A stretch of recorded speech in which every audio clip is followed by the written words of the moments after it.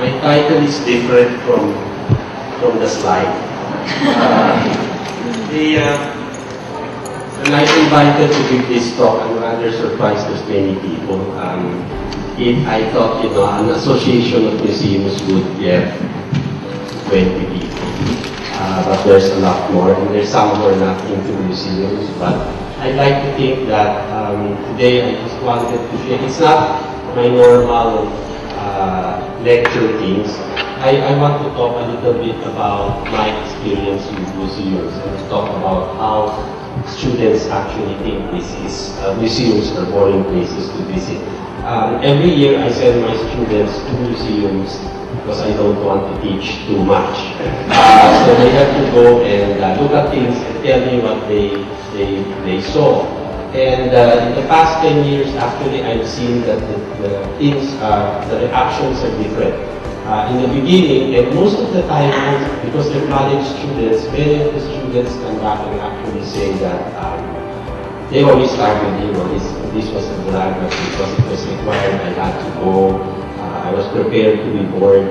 And oftentimes, maybe because they want a better grade, they say, it was a nice experience. But I like to think that the big difference is really because when you are in college, you have something to, you have a reference point. So you understand the things that you see. It's very different when you are herded in as a child. And when I was thinking about this today, I actually remember that I actually have no childhood experience of a museum. Or if I have, it must have been so forgettable, I don't remember anything. So my going to museums came later, came when I was in college already. And again, maybe I think one of the ways in which we can make people go to museums is to bring them when they are small. And if you've been to museums abroad, that's what you usually see. Little children being brought to the museums, their teachers telling them about paintings. They're walking around holding treasure. They have activities, they copy paintings, they look for things. So when they go out, they actually have a pleasant experience of what the museum is.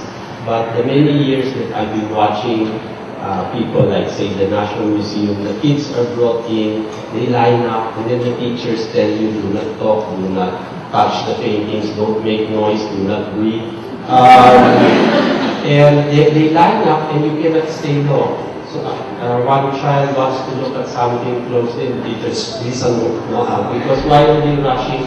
Because the National Museum is part of the tour from somebody, a school from out of town. They have to finish in 30 minutes because they have to be in the TV studio at 12 o'clock to watch Itbulaga. And then the afternoon is spent in Mega Mall. So the highlight is really to end in the morning. The museum was just an inconvenient part of the tour. So I want to talk about boredom and I want to talk about museums.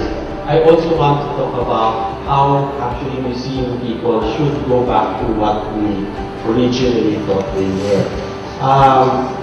The Muses, actually when I was talking about this with my friend, I said I'm going to talk about the Muses and how museum came from Muse. And his idea of Muse was somebody in a band, or somebody in school, a pretty girl at school who's the mutya or the muse of the school.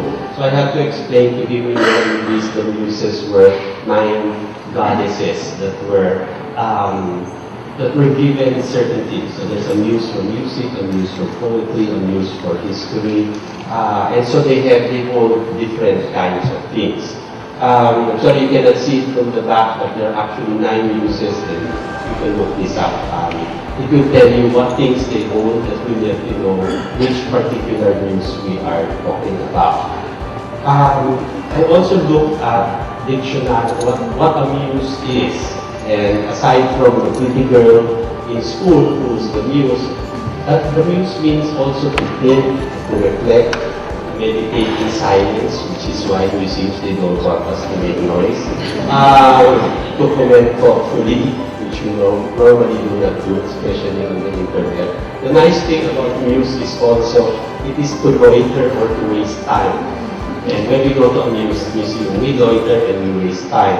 And the word actually comes from an ancient word that talks about standing with your nose up, like a dog, sniffing like a dog, which they say is the word muzzle, which is what you use to contain a dog's mouth, is actually comes from Muse. So when we think of the Muses, we think of a temple that was dedicated to these goddesses that inspired poetry and art and music. And that's why in many old museums, like the British Museum, they really look like Greek temples.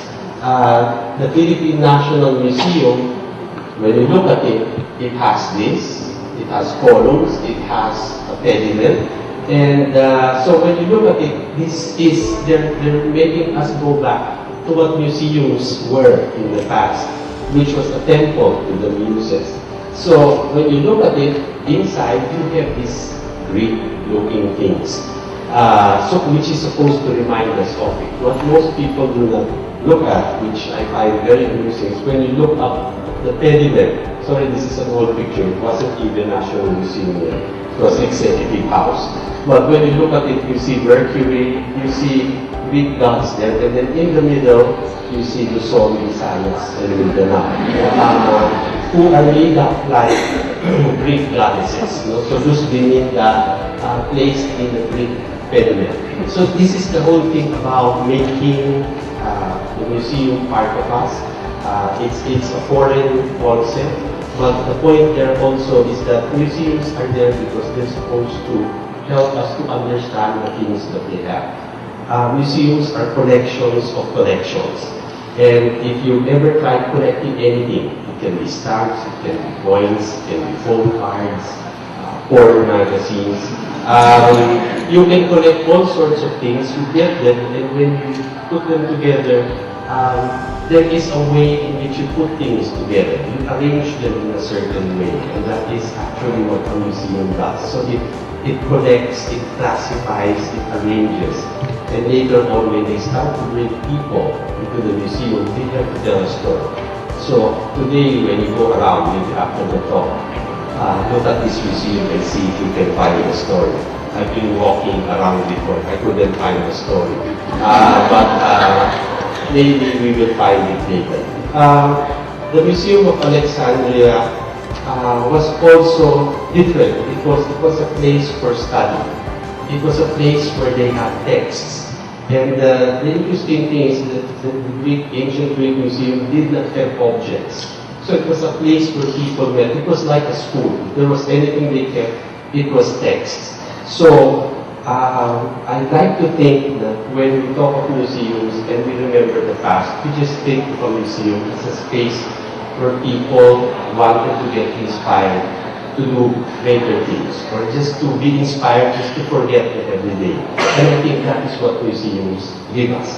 In this closed, air-conditioned, quiet space, we have time to think of other things. And that is what it brings us. So, from museum, the old one, to the museum, I was looking at pictures, and as I told you again, you can collect all sorts of things.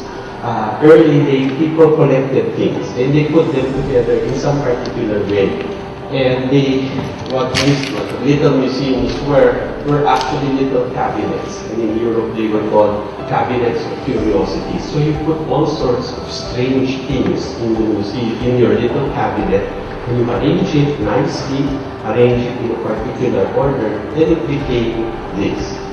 Some museums went beyond cabinets. Some collections went beyond cabinets, and so they started to have it on the walls, on shelves, and bigger things. And so these, from little collections in little cabinets, it grew into buildings, it grew into big spaces.